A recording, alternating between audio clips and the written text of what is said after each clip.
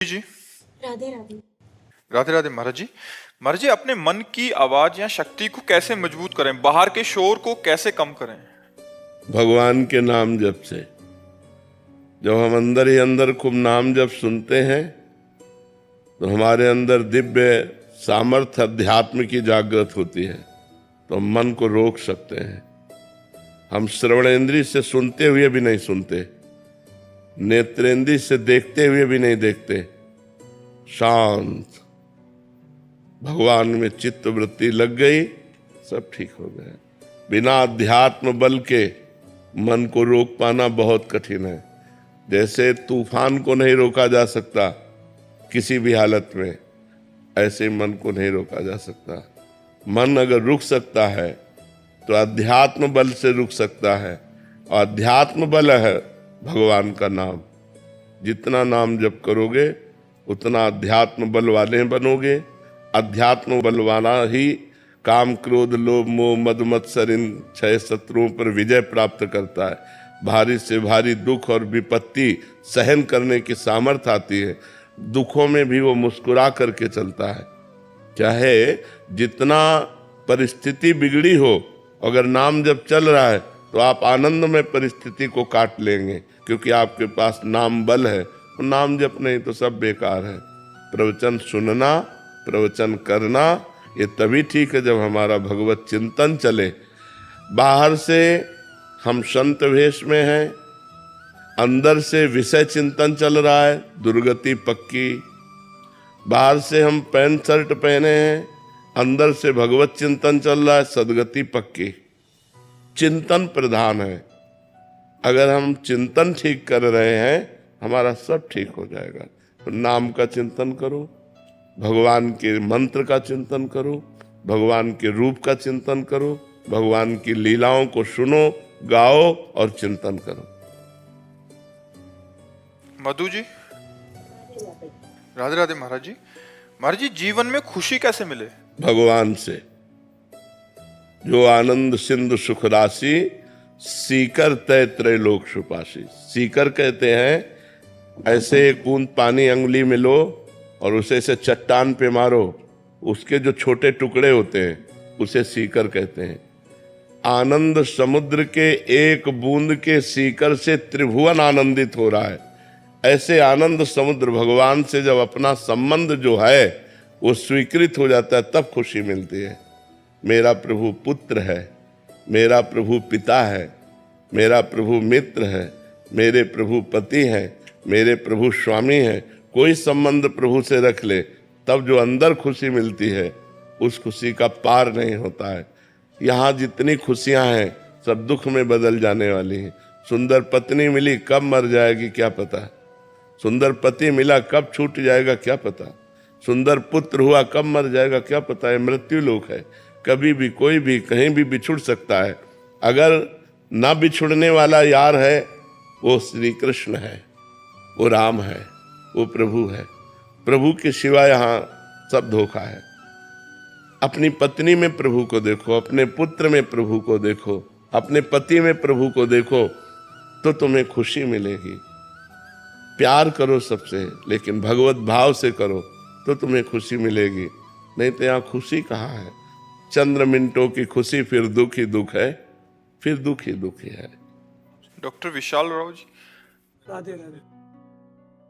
महाराज जी आपके चरणों में प्रणाम। महाराज जी आप कहते हैं कि सब कुछ श्री जी की कृपा और प्रेम से होता है। मैं एक कैंसर सर्जन हूं और रोज मृत्यु और पीड़ा को बहुत करीब से देखता हूं। मैं ये समझ नहीं पाता कि इतने प्रेम में जगत में इस रोग और असहनीय पीड़ा का क्या प्रयोजन है महाराज? कितने पाप होते हैं, कितने पाप हो रहे हैं।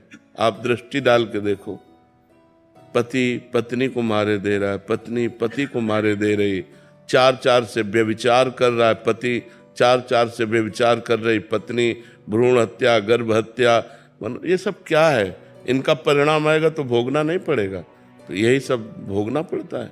नाना प्रकार के दुखों से, नाना प्रकार के क्लेशों से, अशांति से युक्त होना पड़ेगा।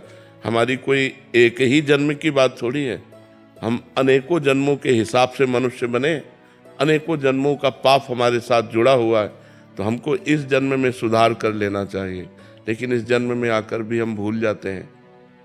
हम जैसे भूमि परत भा ढाबर पानी, तिम जी वही माया लपटानी। फिर वो वही प्रमाद से वही गलतियां करना शुरू कर दिया। अब पीछे का जो पाप का फल आया वो तो भोग ही रहे। अभी जो हमारी नई कमाई है ये हमें और भोगने को तत्पर कर देगी। कितने कष्ट है। आप उसे एक कैंसर पीड़ित मनुष्य का कष्ट देखकर व्यथित हो गए, लेकिन एक मुर्गा का, एक बकरा का, एक गाय का, एक भैंस का जिसको काट करके खाते हैं, फिर परिणाम तो आएगा ना।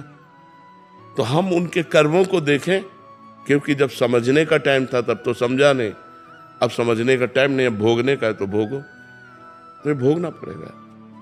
डॉक्टर को चाहिए कि मरीज को भगवान का स्वरूप समझकर जितना प्रयत्न कर सकता है दुख निवृत्ति के लिए, औषधि के द्वारा, अपने विचारों के द्वारा, अपनी वाणी के द्वारा उसको ढांढस बंधाए, उसकी दुख निवृत्ति का उपाय करे। जीव अविनाशी है, शरीर विनाशी है, उसने विनाशी कृत्यों में पाप किया है, इसलिए उसे भोगना पड़ेगा।